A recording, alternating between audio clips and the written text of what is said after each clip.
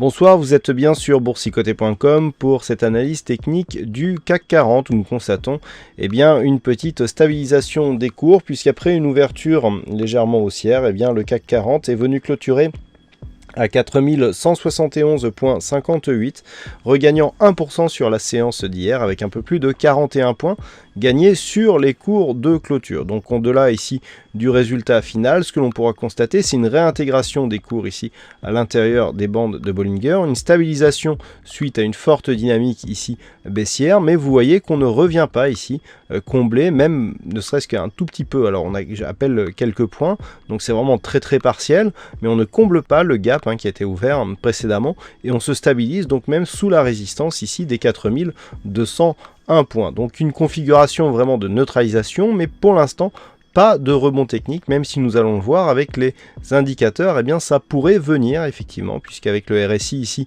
qui ressort de sa zone de survente, alors certes après y avoir fait vraiment une minuscule incursion, ceci constitue un signal de potentiel de retournement, même si le stochastique lui reste à l'intérieur de sa zone de survente et que le MACD confirme une poursuite de dynamique haussière. Toutefois, nous avons des volumes supérieurs à la moyenne sur cette bougie qui est très peu volatile, avec une volatilité inférieure à la moyenne, ce qui peut être précurseur aussi d'un changement de tendance par rapport justement à cette configuration.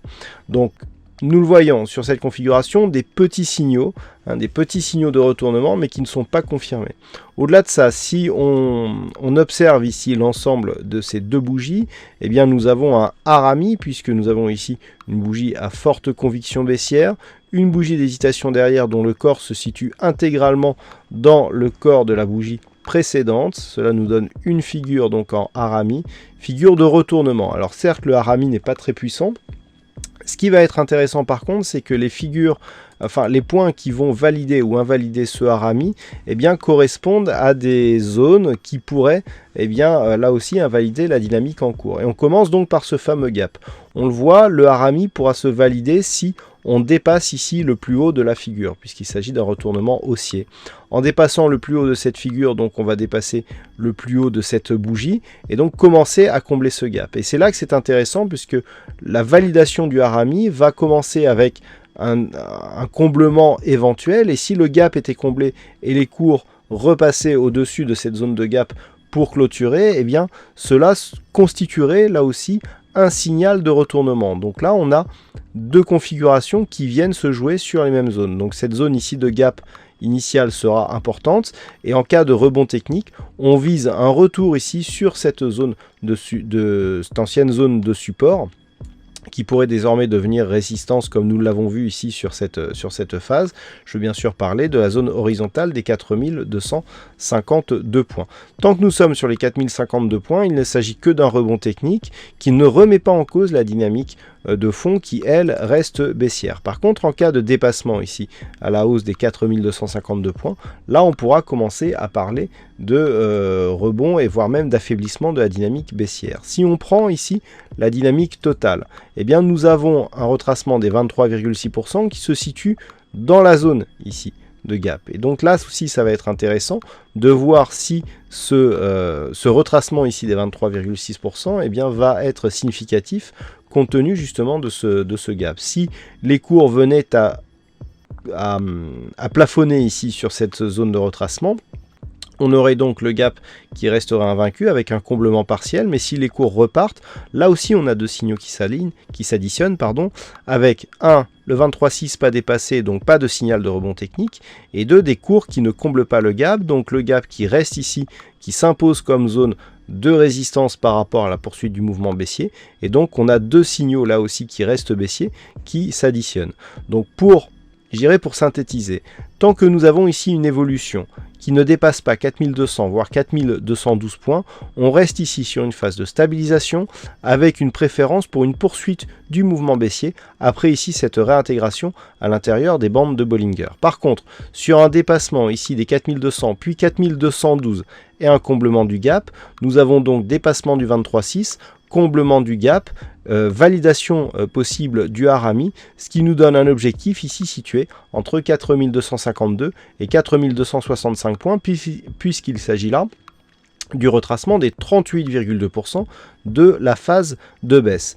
Si on commence à partir ici sur un rebond technique, je rappelle qu'un rebond technique qui vient ici marquer un contact sur le 38,2 n'invalide pas la tendance de fond. Donc on reste sur un flux baissier avec une possible poursuite qui pourrait intervenir à la suite. Par contre, si les cours ici cassent le 38,2 et s'attaquent au deuxième gap, on aura donc un deuxième symbole de puissance de la phase de baisse qui sera attaqué avec comme objectif la zone 50-61,8. Donc on aura là par contre un signal d'affaiblissement puisque nous aurons deux gaps ici relativement importants qui constituaient cette dynamique baissière qui seraient comblés. Et si on vient dans la zone 50-61,8, là on sait que par rapport à la dynamique que nous avons eue à l'initiale, eh bien, on va commencer à affaiblir cette dynamique. Donc les points à surveiller. Ici, les 4212, retracement des 23,6%, à jumeler ici avec cette zone des 4200. Ça sera le premier signal déclencheur d'un éventuel retournement.